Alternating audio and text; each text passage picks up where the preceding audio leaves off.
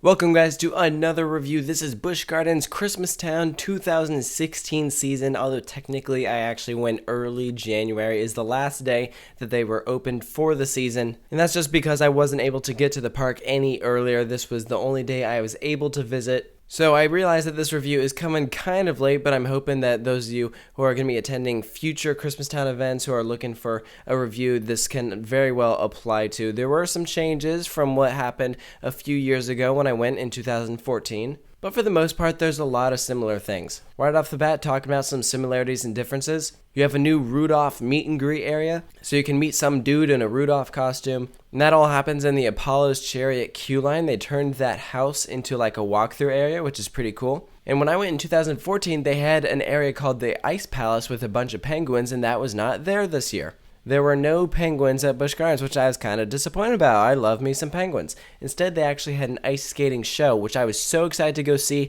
and then it got canceled because of the weather. It was actually pretty rainy the entire day I was there, so that canceled two of the shows that I was going to go see. The only things I really got to see is I got to see Deck the Halls, which is inside the Fest House, and that was a nice show. I really enjoyed that. They're basically just singing a bunch of Christmas songs, lots of costume changes, and then they have some carolers walking around the park. I got to see them a few times. So I was definitely disappointed that I didn't get to see very many shows, but I still feel like I got to get a good idea of what Christmastown was all about this year. It was really nice to see all of the lights. I love how each area has a different theme, and there's lots of food that you can only get at this time of year. For example, they have some awesome hot chocolate, really good stuff, and then we also got a chocolate banana crepe, I believe it was, and this was really good. I don't remember if they sell that year round, but this was the first time that I'd noticed it, and that was really good. We actually really enjoyed that. But what's nice is when you go around to each of the areas, because Busch Gardens, each land is themed to a different country.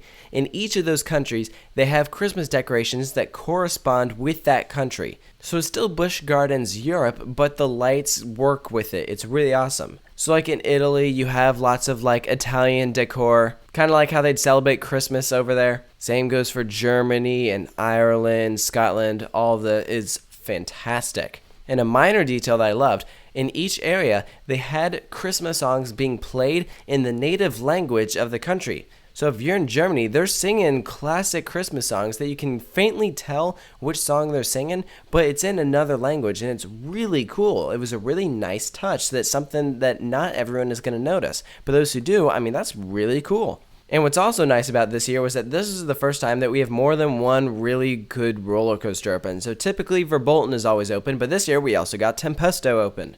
And I think this really just shows that as the years go by, we're going to start seeing more and more roller coasters open up at the park.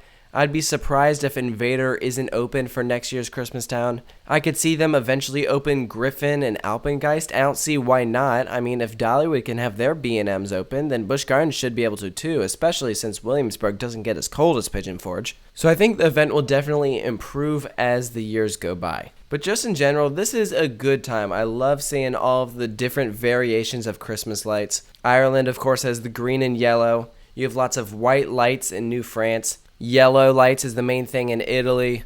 Scotland is mainly blue lights, and they have lots of white orbs hanging above you, which is really pretty. Germany kind of gives you some multicolored lights. Oktoberfest was, I feel like, your pretty standard Christmas decorations. So in general, they were all pretty different, which is something that's great. You can just lap the park several times, being able to see all that there is to offer. It was really just nice is that you can enjoy the atmosphere. This is the only time of year that you can see the park like this, and I would absolutely recommend it. Plus, it's dirt cheap. So what's different about Christmastown this year is that they have new dynamic pricing, because Christmastown will typically get very crowded. So, to help spurse out the crowds, they will have different price tickets for different days.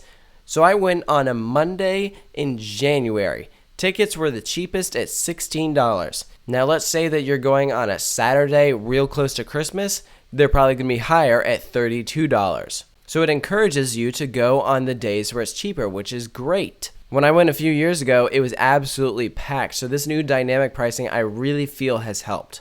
Now, if you want me to talk about negatives for Christmastown, there weren't really any. It was kind of disappointing when some of the shows got canceled, but that's because of weather. It's probably a safety thing. I totally understand that. I do miss the penguins that they had a few years ago. That was a really nice addition. And this was actually something that I feel I'm not quite sure why they got rid of this. They would have a show with this big Christmas tree by the fest house where the tree would sync up to the lights and they would turn on and off and flash around in tune with the music. And they didn't have that this year, at least when I went. I have no idea why, but they weren't playing any music in sync with the tree. The tree didn't change colors at all, which I thought really kind of sucked because I really enjoyed that part of Christmastown a few years ago. So I'm not quite sure why that happened, but again, just in general, this is a really nice event. I would definitely recommend it. Plus, it's super cheap compared to your normal priced theme park ticket. So I would definitely recommend it. Let me know if you have been to Busch Gardens Christmastown, what you thought of it. Hope you enjoyed this review. Make sure to like, comment, and if you haven't already, subscribe, and I'll catch you guys later.